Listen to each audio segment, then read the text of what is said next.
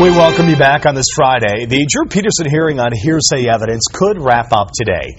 One final prosecution witness is taking the stand, and Craig Wall is live in Joliet. He's been there from the beginning. Craig, who is it today? Yeah, forensic pathologist Dr. Michael Bodden will be that final witness for the prosecution as a rebuttal witness. This month-long hearing should wrap up today. Closing arguments expected this afternoon, but this morning things were delayed. Peterson's attorney tried to convince the judge that the evidence just isn't there to support allowing any of this hearsay testimony in, but the judge wasn't buying it. And finally, about an hour ago, Dr. Michael Bodden did take the stand. He performed the re-autopsy on Kathleen Savio's body in 2007.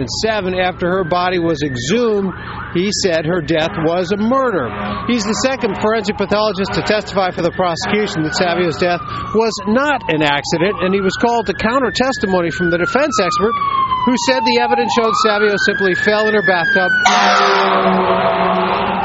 and drowned. Let that ambulance go by. Now, in order to get the hearsay evidence in, the judge must first find by the preponderance of the evidence that Drew Peterson killed Kathleen Savio to silence her, but his attorney will say in closing arguments that the evidence just isn't there.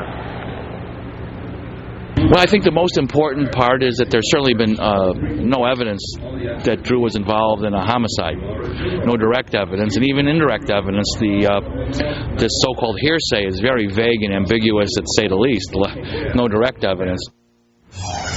Once Dr. Bodden is finished testifying, we get about 3 hours for closing arguments for both sides. The judge's ruling not expected to come for several weeks, and when it does, it will be sealed until trial.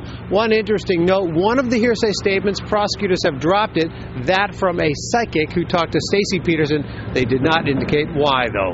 Live in Joliet, Craig Wall, Fox Chicago News.